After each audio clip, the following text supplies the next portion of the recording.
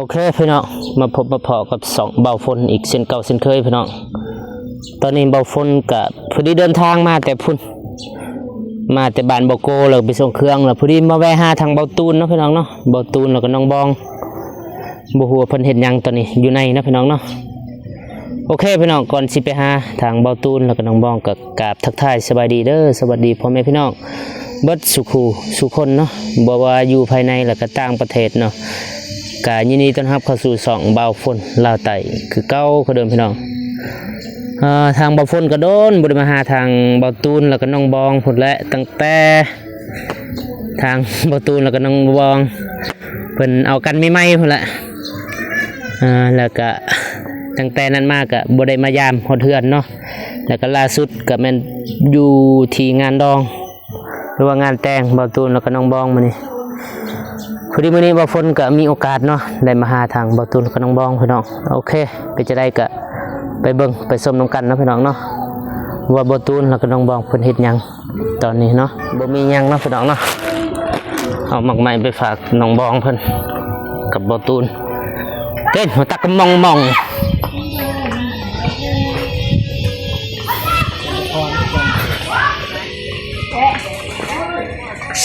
เพลงผู้ใดหั่นผู้เป็นหยังบ่โอ้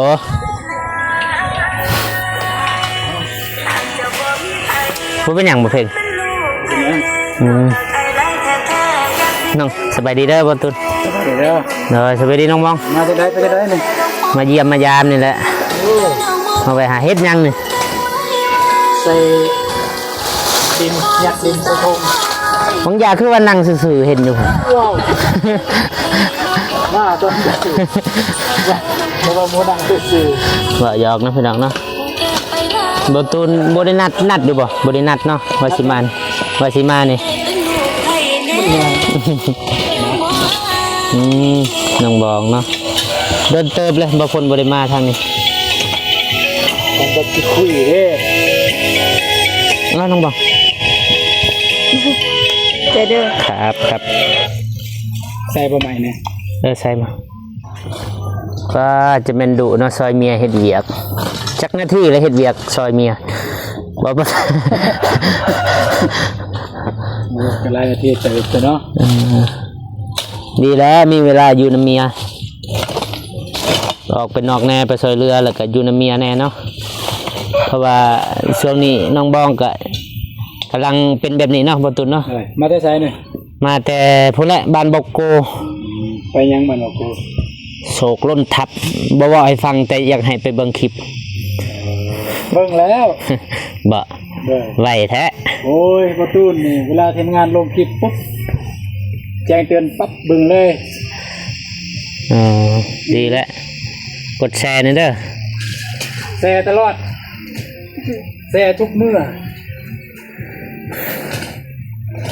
กินข้าวกินน้ำแล้วบ่กินแล้วบ่ฝนได้กินแล้วยังกินแล้วกินกับทีมงานเลยอยู่เอาดีๆกันยังกินแล้วขอบใจกินกับทีมงานเด้อยู่หั่นเบาเจ็บเบาเมฆจันทพรแล้วก็เบาโก้จันทพรแบ่งเบา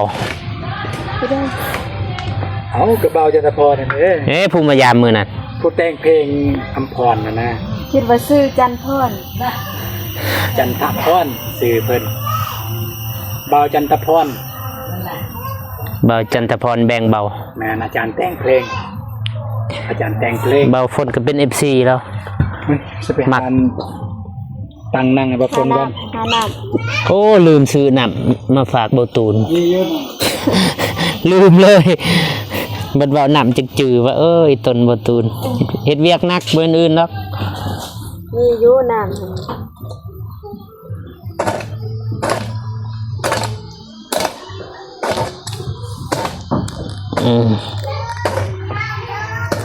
น้องบองเฮ็ดเวียกมันมาอยู่ในจักเดือนแล้วน้องบองจืออยู่บ่ได้บ่3 เดือนไป3 เดือนไปเป็นจะได้รู้สึกยังไงบัดโอ้ลืมเอา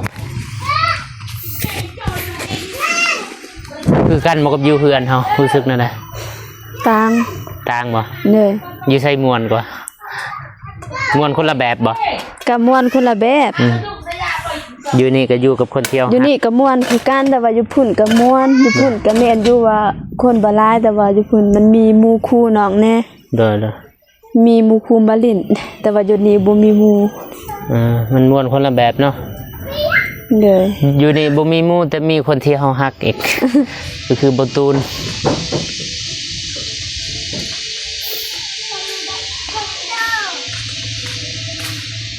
เชิญนั่งครับ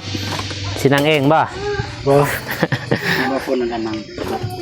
ขอบใจสินั่ง ได้ อยู่ ตัง นี่ ค์อันนั้นใส่ตังค์นั่น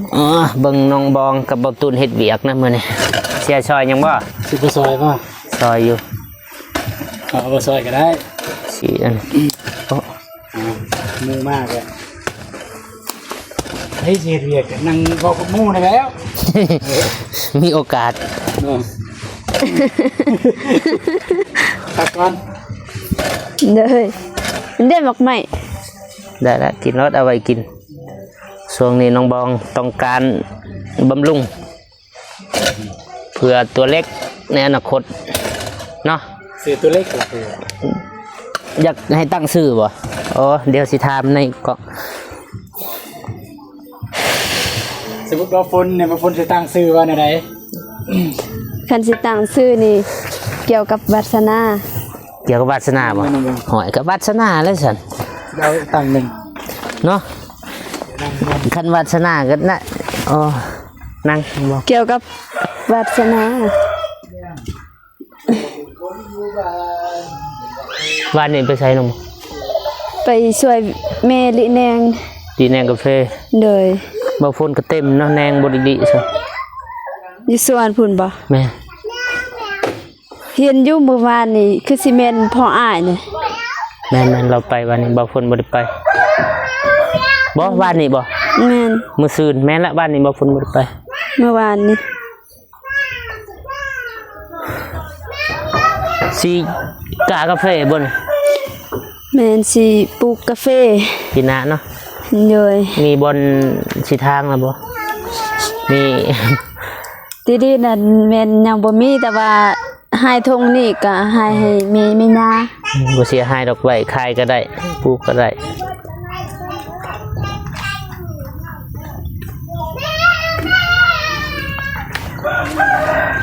โอ้ลายเติบแล้วได้ให้ทงกาแฟ โบราณ อีหน้าเสียตูนนะเจบอง ว้าว บ่อยากเป็นเสียบ่ นะ บ่อยากเป็นเสียบ่ เฮ้ยมันจะเป็นเสียเนาะ เป็นอยู่ดอก เป็นไปบ่ได้ บ่เป็นเสียเป็นเฮียซะ ไปทางไหนเนี่ยสวนเนี่ย ไปทางนั้นทางมื้อนี้ แน่แล้วบ่สวน คือเห็นแล้วส่วนเฮา อืม บ่มีมือแล้วดอกตอเสียหญ้าพุ่นสุดๆพุ่นทางก้ บ่ น ได้ ทาง ซีด หลัง เอาบ่ ปีนี้ซีดเทื่อเดียว แต่ว่าสิซีดทุกมื้อมันก็ทุกปีมันก็คือสมมุติเดือนนี้เนาะเดือนหน้าเดือนเฮอก็เสียเอาบัดนี้ซีดทุกมัน สรุปแล้วว่านั้นเรือนน้อง ยัง ประมาณเท่าไหร่ประมาณ น้ำบ่ฝนบ่มัน ผมแม่นน้ำนะรวมเลยแล้วบางคนแล้วพูดสรุป จังหวะเด้คืออันนี้ก่อนๆคือดินนี่ยังก็บ่ฮู้ ดินกับ10 ล้าน 10 ล้านเนาะ แล้วก็สังกะสี สังกะสีเท่าใดใหม่เท่าใดก็ทำทีมงานเบาเจ็บคือนำโปรตูนตะกี้กันมาแต่ดินฮะ อีหยังแนะนำที่ว่านำบ่ตุนดินเนาะ แม่นโปรตูนแต่ดิน 10 ล้านแล้วก็สังกะสี สังกะสีเนี่ยนำเบา บ่เตียงบ่ เอาเตียง เบิดสำนั้นบ่ แม่นแล้วก็ไม้ ไม้ตัว นำทีมงาน ไม่ได้ ผูกไม้นั่นแหละผมเจออยู่ตะกี้นี่มีนำเบาเอานงนำเบาเจ็บไม้ น่าจะมันไม่ค้างนะ แม่นผูกไม้นั่นแหละไม้เส้นไม้48ไม้หยังแหละแต่ละทีมันบ่พอนะแต่มันบ่พอเนี่ยมันบ่ฝนตื้มตัวนั้นแม่นบ่ แม่นไม่เส้นก็มีนะ60โตบ่ แม่นนั่นแหละ 10 70 ไปตามทีมงานแล้วก็สรุปแต่มันอื่นดอกสรุปก็ แม่น เพื่อให้มันกระจ่างใสเด้อ แม่น ผู้เบิ่งแน่แล้วก็ผู้ใหญ่ผู้ที่ ซอยเนาะ ซอยเพิ่นฮู้ว่าเท่าใดนะมันต้องบัดรวมเท่าใดแต่บ่ตูนคิดว่าเฮือนน้องน้ำฝนประมาณอยู่บ่ต่ำโอ้ยประมาณบ่เป็น บ่ต่ำเท่าไรกะวะ กะว่า70หรือ60นี่แหละ บ่ต่ำ50ซะ 50บ่ 50ขึ้นนั่นแหละ สำนั้นแหละ บ่ต่ำ50 เราสำนั้นแหละเฮือนน้องน้ำฝนดินก็10แล้วเด้ นะ ไม้เนี่ยโอ้มันนี่ก็ไล่เติบได้ใหม่เลย นะ ตัวแพงๆก็ไม่เสาไม่ค่าอันสิแพง แล้วก็แอมเท่าไรแอม แอบบ่10ปลาย นานขนาดแอมยัง10 ปลายแล้วราคาเนี่ยประมาณอยู่นนทฝนเนี่ยประมาณอยู่มอง7 ล้านตามเบิ่ง ราคาบ่ งานคิดว่าสม7 ล้านนี่แหละเป็นบ่7 8นนทฝน หลายเติบเลยต่ำ60 70พุ่นละ สำนั้นแหละ ของเฮาซื้อเบิดนะบ่แต่ดิน แม่นดีแต่ว่าบ่ได้มีห้องอยู่ในแล้วก็ แม่นนะ ประตูบ่หลาย แม่น ทุกคน เฮ็ดเป็นธงเลยบ่ แม่นแบบคือเฮือนครัวเฮาเนี่ย บ่มีห้องกันเนาะ บ่มีห้องกันเลยแบบห้องเดียวเลยซั่นซะนอนอยู่หั่นแหละ ถ้ามีว่าสิกันห้องแต่ว่าเพราะว่าแม่น้องน้ำฝนก็บ่มีอันนี้นะบ่ได้สร้างสร้างครอบครัวก็เลย อยากให้นอนนํกันกับน้องน้ำฝนแบบนั้นถ้าว่าน้องน้ำฝนใหญ่แล้วอยากกันอนาคตภาคหน้าก็แล้วแต่นี่เพราะว่าช่องมางบเฮาก็บ่อันนี้แม่นประหยัดแน่ ประหยัดงบทางภายในที่ว่าคนได้หักงบ แม่และแม่แล้วก็ไอ้คอน มีไอพรมีแม่พิมพ์ แม่หลายคนอยู่ในกลุ่มหั่นน่ะ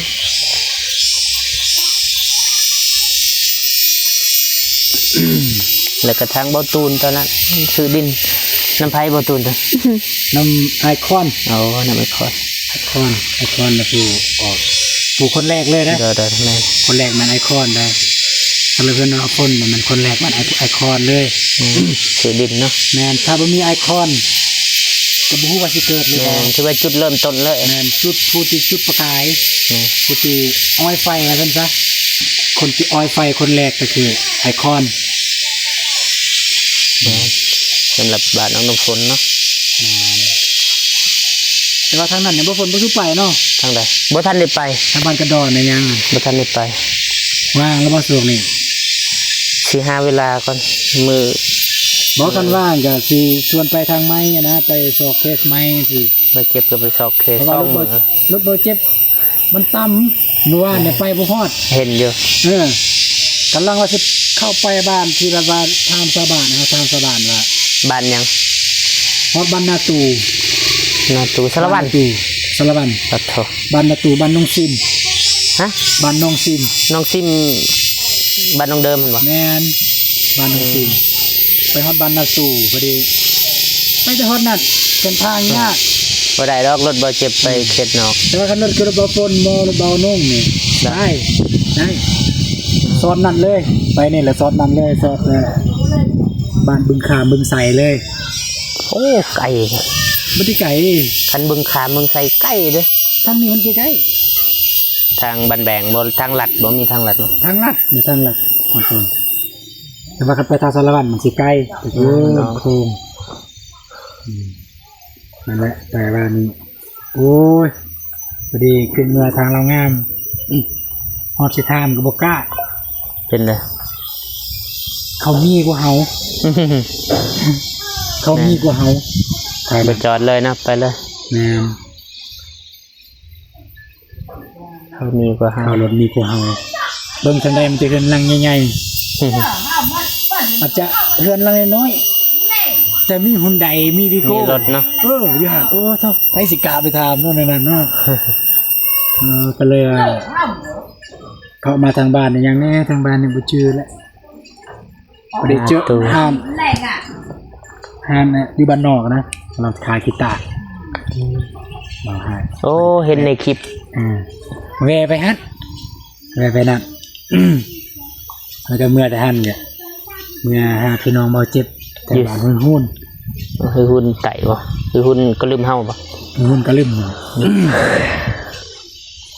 เอาซอสไปพุ่นแล้วก็มาทางพุ่นบ่รู้ว่าตั้งไปทางนี้แล้วก็ซอสด้วยหุ่น ไปทางผู้เรางามแล้วก็เข้าทางเรางามมาพี่เข้ามาผู้เลยนะผู้พุ่งกันคือว่ามาพี่แล้วกลับไปพูนฮอดมันรูนเลยโอ้คิดเราจนเมื่อย จักโมงฮอดนี่ จือเลย จักโมง วันนี้รู้สึกว่าส่วนเกินว่าแต่2 คน จักโมงฮอดเฮือนวัน 7 โมง อ๋อ7โมงบุกปืนขนาดเนาะ แม่นบ่ได้ไปแล้วก็บ่ได้ถ่ายคลิปหยังเลย เห็นอยู่รถบ่เจ็บต่ำกับทีนบ่เจ็บว่าบ่ตูนจะเป็นตายค่อยได้บ่ แม่นไปนั่น คอมเมนต์เห็นบ่ในคลิปคิด เพิ่น บ่จันทพร แม่นเพิ่นว่าบ่ตูนเจ้าเป็นตายขอได้บ่ว่าผมมาเพิ่นคือแบบเป็นคนเบิ่งแล้วก็บอกว่าไปทางนี้นะเจ็บประมาณนี้แล้วก็ทึกเหยียบน็อต ยางหัวมัน ยางหัวบัดนี้เอ้ยรถเจ็บแต่เป็นรถบ่ฝนบ่รถบ่อนงบ่พอดีงาม บัดไอ้นงไปใช้วันนี่สิ บ่อนงไปกับบ่เมฆไปเฮ็ดนกพีนแล้วก็เมื่อบ้านบ่เมฆครับ อันนี้ก็บ่ได้ไปแล้วบ้านนงพีนเพราะว่าซองมากอะบ่ได้มีงบปานนั้นก็เลยบ่ฮู้สิเข้าไปจังใดไปได้ทางทีมงานเพิ่นมีงบก็ไปทีมงานไปเบานงเบาแล้วก็เบาซ้ายจะมีงบ บ่พูดก็บ่มีงบกันบ่ได้ไปถ่ายคลิปจักเทื่อ บ่ฝนบ่ได้แล้วยังบ่ทันได้เข้าไปเนาะก็ลองเข้าไปบางทีว่ามีผู้ใหญ่ทางเบาฝนบ่ผู้ละ10ผู้ละ20จังซี่10 บาท ขาดเรือลายบ่บ้าน โอ้บ้านนงพีนนี่ ถ้ามันมีงบเพิ่มเติมนะงบที่ตามที่ประตูนแปะเบียดล่าสุดตะกี้เมื่อวานมาซื้อนี่ยังหลายเติบเพราะว่าแต่หลังคาแอมสิกันยังพวกวงกบบ้านประตูกันยัง ลายนะ ลายยังลาย มีแต่หนักๆเนาะ แนวหันกันนะ แปดปูนี่เนาะ เป็นปูนี่น่าจะครบแล้ว เป็นแอบนี่ เป็นแอมนี่นั่นแหละเป็นแอมนี่ยัง ยังสิแอมยังโอ้ไม่เซอร่าแล้วเนาะ กะ เป็นไปได้ สัญลักษณ์เลยแหละเอกลักษณ์เลยเซอร่าเลย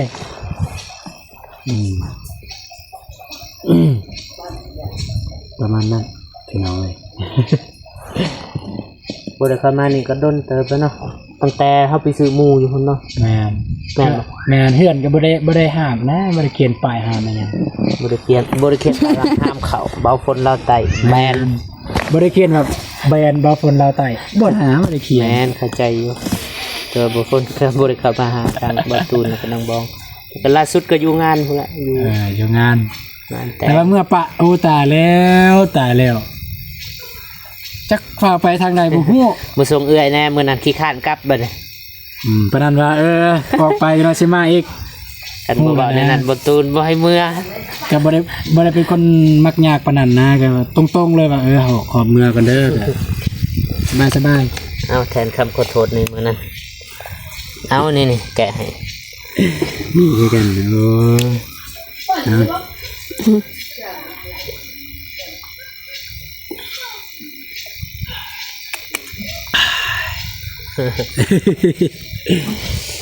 กินแล้วเขา กินแล้วกินกั เอา บบ่ ดี เจ็บ ๆกันยังมันยังนะ เบิ่งที่คลิปบ่เจ็บ มาปล่อยแล้วป่ะ ปล่อยแล้ว ใช่ ปล่อยพร้อมกันคนถ่ายก่อนเอาถ่ายมาปล่อยพร้อมกันเพราะเฮามาลงคลิปได้สัญญาณบ่ดี คือมีหูประตูนอยู่นี่โอ้ขอบใจหลายๆเด้อ ได้เอ่ยชื่ออยู่ เอา เอาไปเซอร์ไพรส์ในบ่ฮู้ว่าของไผ นี่นะขอบใจโศกใหญ่ล้นทับเบาโก บ่มีบ่คน ก็ไปเบิ่งอยากฮู้ผู้ใด ก็ขอแสดงความยินดีนำเบาโกนและก็มีทางผู้ใหญ่เพิ่นเข้ามาซอยเรือก็ดี มี แล้ว ต้นอยู่เพิ่นเฮือนกับดนละ6-7 ปีบ่ทันแหละ จนแบบว่า จนแตกทางหลังเห็นบ่ แม่นวงกบเอาออกแล้วก็เฮ็ดใหม่ วงกบ ดื่มน้ำฝนน่ะนะมันเปื่อยเบิด นั่นแหละ เอาออกแล้วก็เฮ็ดใหม่ทางวงกบมัน แ อืม โบแจงนะเธอ แย่มากบอกเลยว่าดีมาก แล้วแต่ เรียกว่ายอดเยี่ยมเอายอดเยี่ยมซะยอดเยี่ยมจริง อันนี้ โบโกบูมันไปสิ ๆบอกว่าบ่ฮู้บ่นี่ บ่บ่ ตะคนมาหันมาผู้เดียวบ่ มาผู้เดียว แต่เช้าๆเลย หรือว่าทางนี้ว่าบ่เห็นเนาะทั้ง แต่6 โมง ไปแต่6 โมงเลย แมนไปถามมันนะ เอง ราคายัง อ๋อ ปูนครับแม่ มหาเสียวเบาเจ็บตีแต่ว่านี่ ไปทีมงานแล้วที่ให้ จังว่า นั่นขึ้นช่องสอบพ่อดูแบบนี้โกมจะได้วางแผนเด้อก็ชี้แชทหาไอ้แหละไอ้จอนยูดีเจือมก่อนจอนยูดีเจือมก่อนที่โทรน้องขึ้นไปสุ่มขึ้นไปโอเคบ่อยากให้เพิ่นหัวนะว่า เรากู มื้อนาน คือสิฮอดหลักหมื่นอยู่เบาตูนแชร์ เอาตี จากหลัก โอ้ บายจันทพรวิวดีเนาะ ตัวหนึ่งสาวสอง หลักหมื่น วิวดีเราจะพรเพราะว่าเพิ่นกัน24เพิ่นหลายเด้อ แม่นน่าจะเป็นเฮ็ดใหม่แน่เขาก็สนใจแน่อยากเบิ่งคนใหม่ เฮาผู้เก่าเด้หลักร้อยแต่ว่าจันทพรเพิ่นก็ว่ามวนได้ไหมม่วน จะจื้อป้ายรถเขาเด้อฮะสิจอดรถอยู่แคมทางขึ้นไปแต่ในเบื้องสายมือเขาบ่โทรจักหน่อย เอาแต่ดีใจนำเบาโกที่ได้ปูนบัดนี้ก็ได้สืบต่อบ้านเป็นจังได๋ ได้แล้ว ได้บ่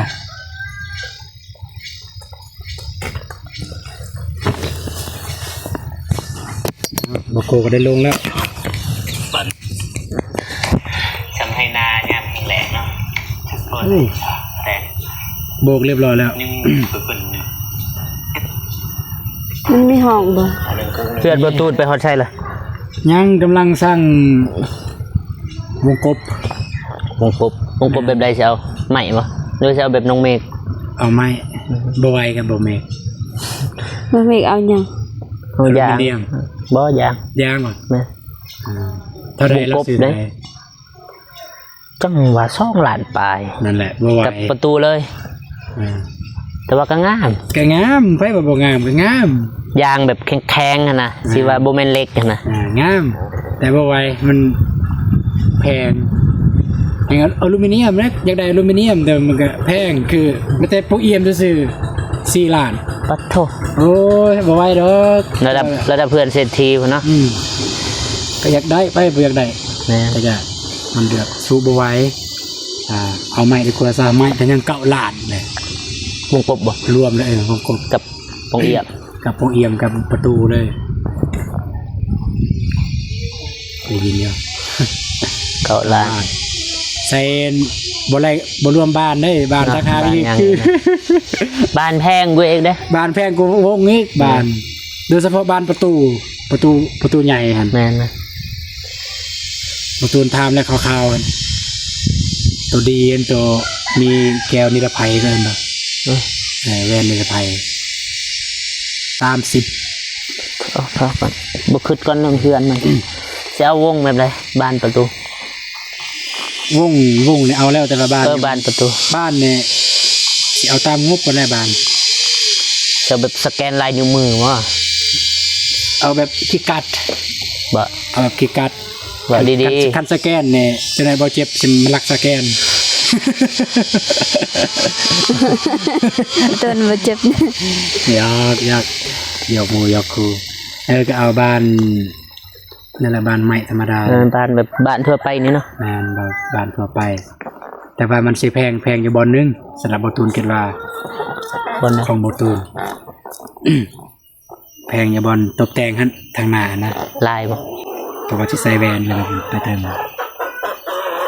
แว่นนี่บ่ แม่น อืม ซองบ้านน่ะประตูโซเพิ่นว่าประตูโซนะประตูโซซื่อเปิดปิดบ่ได้นะ โอ้ ประตูโซซื่อ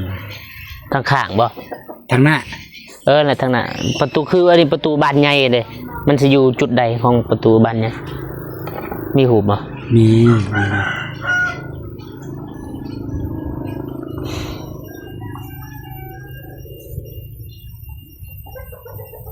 ไม่ได้ปล่อยเพลง ฮะ ปล่อยเพลง ปล่อยเพลง ยังจังหวะอีกเดือนหนึ่งเดือนหน้าแหละทางได้ยินทางเบาชันทพรบอกกับเบาเจ็บเฮาตัวประกอบเกิดบ่มีสิทธิ์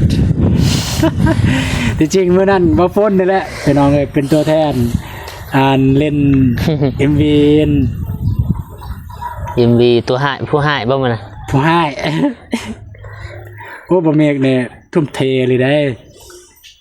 มื้อนั้นได้ทุ่มเทเลย บ่เมกบ่ งานทุ่มเทแบบจริงจังแบบ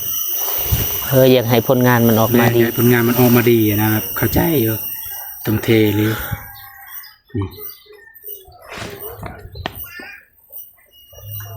เรียนค่อยเรียนภาษาไทยแบบนี้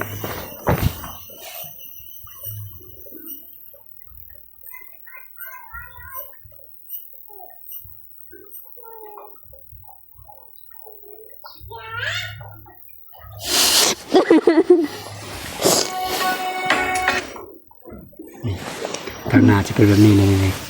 แบบขอบเขื่อนเนี่ยแบบการสาดเนี่ยแบบเทคอนกรีตเลยตัวประตูเขาบอกนี่นะดูนี่ใส่สูงเลยใส่ยาวเลยทุกคน สิใส่หยังล่ะบอลนี่บ่บอลเหลืองๆตัวนี้สิใส่หยังใส่แว่น แมนบนนี้แหละใส่แว่น เอาคือบ่ใส่แบบเขาเลยติ บอ เหมือนแนงบ่ แมนแต่ว่าของเขาอยู่บนกลางนี้ไมละแนงอยู่กลางนี้ใส่ไมละแนงเอา โอ้ย กลาง อยู่นี่แว่น อยู่นี่แว่นอยู่นี่ไมละแนงไปถึงนะแต่ว่าครอบนี่คือการแบบเอาแบบเขานี่แหละแบบนี้ละเพื่อน งามละ แบบนี้ว่าสิเห็นเลยบ่ แต่ว่า ห้องในประตูเขาอยู่นี่เด้บ่แม่นอยู่นี่เด้ประตูเขาตัวนี้เป็นอยู่นี่ใส่ไม้ระแนงเอาไปบนข้างหน้านี่ไม้ระแนงเบิดประมาณนั้น ยินดีนำ บ่ทันแล้วนะว่ายินดีนำ ยินดีก่อนให้มันได้ซะให้มันไว ขอบคุณหลาย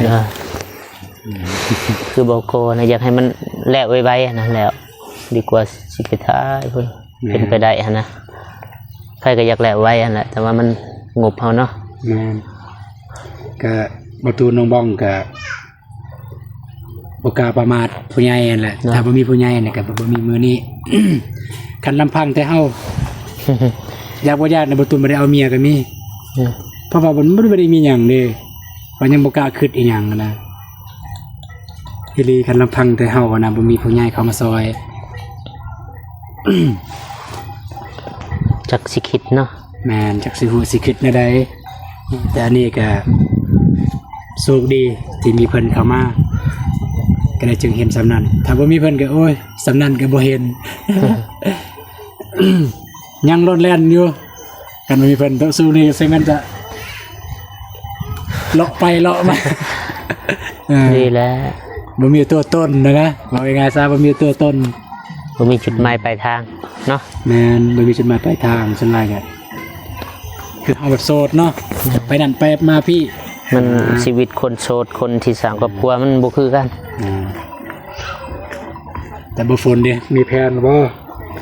แผนหันมีแต่ว่างบมันบ่มีแผนบ่อึดในหัว บ่แผนคำว่าแผนเนี่ยต้องแบบกำหนดไว้ได้ว่าปีนี้ก็เฮ็ดซำนี้ปีหน้าเรือมานี่ปีนี้นะ นั่นแหละอยากเริ่มอยู่แต่ว่าจักสิวันใดเว้าแล้วก็จักสิวันอะไร บ่แผนจะสร้างครอบครัวนะมีแล้วบ่ คิดว่าแผนสิเฮ็ดเฮือน แผนสร้างครอบครัว จัง มี ห แล้ว วะว่าบ่ทันได้บางเทื่อว่าตอนนี้บ่มามื้ออื่นปุ๊บปั๊บ ก็ว่าบ่ได้เนาะ จะได้เรื่องอัน อีหยัง ตัวเล็กพุ่นจ้ะ ตัวเล็ก เบิ่งแล้วบ่เบิ่งแล้วบ่ เบิ่งแล้ว ผู้หญิงผู้ชาย ผู้หญิง ผู้หญิงคิดแล้วบ่ในหัวนี่สิตั้งชื่อแบบใด สื่ออันนี้เว้าเรื่องสื่อเนี่ยบ่ได้ซีเรียสนะสื่อ นั่นได้ก็ได้เนาะ นั่นได้ก็ได้ พอแต่มันเขียนเป็นภาษาได้นะ แม่นเขาแต่เขียนเป็นภาษาลาวภาษาไทยได้อะนะบ่แม่นคือปะเทาะตั้งอะไรภาษาบ้านเฮาเนี่ยเขียนบ่เป็น แม่นบ่มีในภาษา คืออยู่บ้านก่อนเนาะแง่อุ้ยอิ่วน่ะเขียนยาก แล้วก็ผู้อหยังซื้อรถใหม่ๆเฮิล เฮิล จักสิเขียนอะไรนะ นั่นได้ก็ได้สื่อเนี่ยบ่ได้ซีเรียสแบบนั่นได้ก็ได้นะบ่ได้ซีเรียส แล้วก็ คิดอยู่บ่ว่าอยากได้ผู้หญิงบ่อยากได้ผู้ชายตอนนั้น เนี่ยอยากได้ผู้ชาย น้องบองเลยอยากได้ผู้หญิง อยากได้ผู้หญิง วันนี้ ผู้หญิง นะ ก็ได้ทางเมียเนาะเอาใจเมียซะบางทีคนที่สองจะเป็นผู้ชายก็ ที่ มี ว่าเมียสมหวังดังปรารถนา แต่ว่าเฮาคิดซื้อต่อให้เป็นผู้หญิงผู้ชายเฮาก็ เอาเมื่อจัง เอา นั้น เบิดนั่นแหละฮักเบิด แบบว่า แบบว่าคันถามมันนะ แม่น คันว่าเฮาไปหยิบได้อันนั้นคือเราไปหยิบเนาะไปหยิบเอานะจะได้ยังก็สำหรับความรู้สึกมุมมองของส่วนตัวเด้อ เนาะ ผู้ชายคันถามว่าเหตุผลย้อนหยัง จะได้ผู้ชายคือแบบว่า สมมุติว่าเฮามีแผนว่าจะได้ลูก2คนเนาะ เนาะ จะได้ผู้ชายมาปุ๊บผู้ชายคนแรก สมมุติคนที่2ผู้หญิง2ไอ้น้องแน่นอนแล้วผู้ชายต้องดูแลผู้หญิงเนี่ยน้องสาวหันได้อะนะดูแลได้ ประมาณนั้นอะนะตามที่เฮาคิดแต่ว่าอะไรก็ตามแต่จะเป็นลูกของเจ้า อืม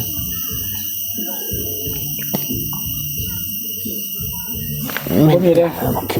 แนวกินหลายอย่างเลย ได้แล้ว พอแล้วเหงา30 สิเมื่อใช้บัดนี้ สิเมื่อบ้านเมื่อตากเครื่องตากผ้าห่มสักไปปั้นอยู่ท่าแตง โอ้เครื่องมันปั่นเท่าแดง ตู้เฮาเพเด้ตู้สัก ปั่ พั น ก อยู่นี่ก็มีตู้ยืนเฮา บ่จังหวะจ้างเยอะอยู่หันแสนปลาย บ่เท่าไม่เท่าก็มี มันบกคักตู้เขามันตู้ใหญ่ ตู้เขาตู้ใหญ่ เขาหับปั่นเครื่อง แบบว่าปั่นแห้งเลย แมนมันมี แต่ หา บ่แม่นปั่นแห้งดอกอบ แมนอ อ บบ แห้งเท่าไรจักโตเครื่อง เต็มกระตา เป็นกระตายจากแซน กับผ้าห่มยังแสนปลายผ้าห่ม2 โอ้กระสันไปปั่นอยู่น้องเป็ดก็ดีแล้วซะ บ่ สะอาดคือกันนะอยู่หันเนาะ โอ้ยน้องเป็ดก็สำได้อีก เพิ่นหับปั่นคือกันบ่ ครับ เท่าใดเพิ่นอะไร จังว่าบ่จื้อแล้วแต่ว่าเคยเอาเครื่องเบาเตียงไปปั่นตะกี้ก็ซ้ำแซนนั่นแหละ เครื่องนุ่งนี่บ่ แม่นเครื่องนุ่งไปปั่นแล้วก็เพิ่นใส่น้ำหอมคักแน่แล้วก็อบแห้ง ตอนบ่ตูนสมัยเฮ็ดเวียกญี่ปุ่นก็สบายกันเลยซักเครื่องซักของอย่างนั้นแล้วก็ปั่นแห้งแล้วก็อบแห้งกันนะคักอยู่ตู้อบแห้งของเพิ่นนี่ตู้ใหญ่เพิ่นอบแห้งยัดทั้งคนได้เลยอย่างนั้น แห้งเลยทั้งอบแห้งทั้งอันนี้รวมเลยบนเดียวเนาะ บ่ตูนคุมบ่ฮู้ตะกี้นี่เอาเกือบไปอบแห้ง ได้บ่ เกือบผ้าใบ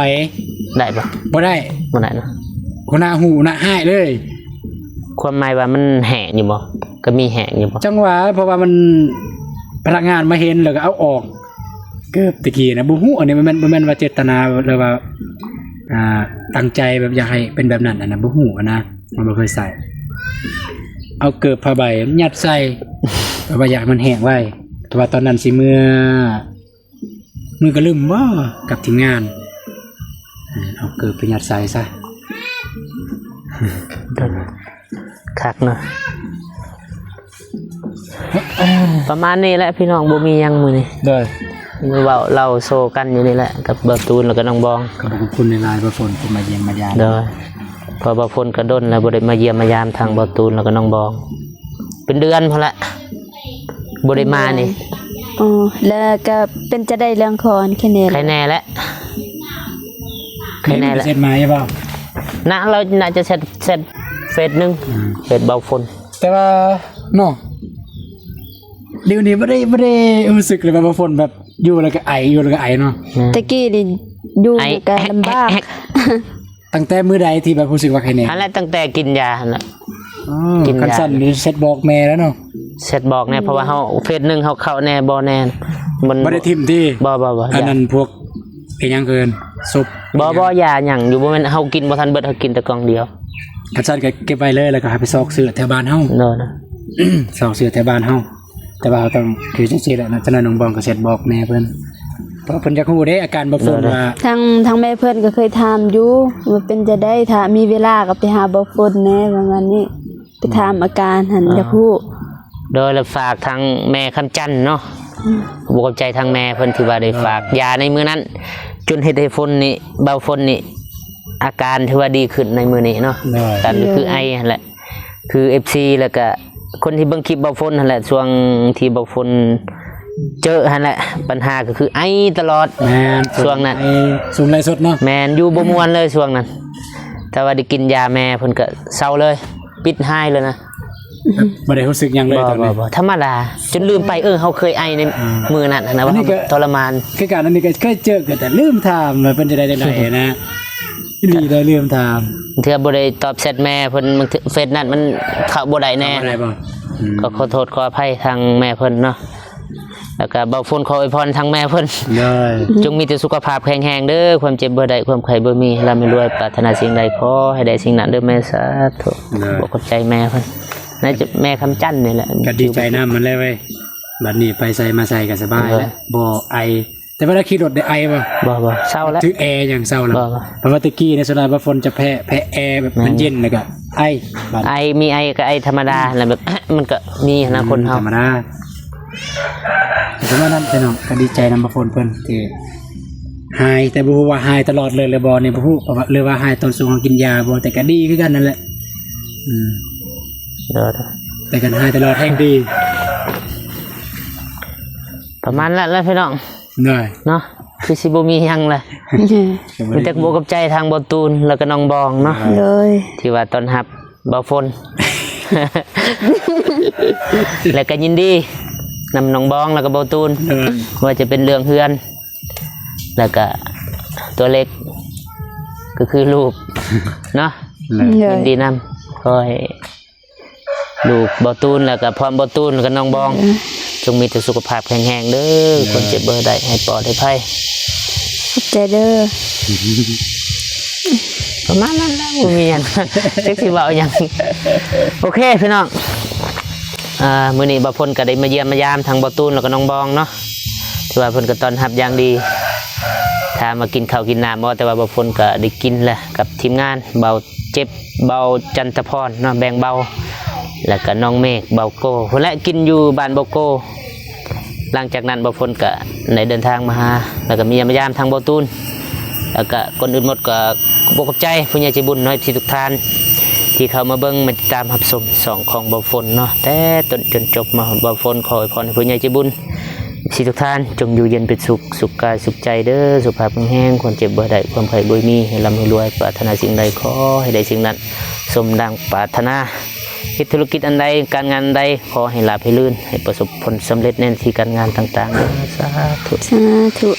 โอเคเนาะมีแต่บ่พ้นก็สิขอจบคลิปเพียงเท่านี้เนาะพอๆกันคลิปต่อไปสำหรับคลิปนี้บ่พ้นก็กล่าวคำว่าสบายดีแล้ว ใจสิเด้อ โอ้เสียงดัง เสียงธรรมศาสตร์ ม่วนและบ่ตูน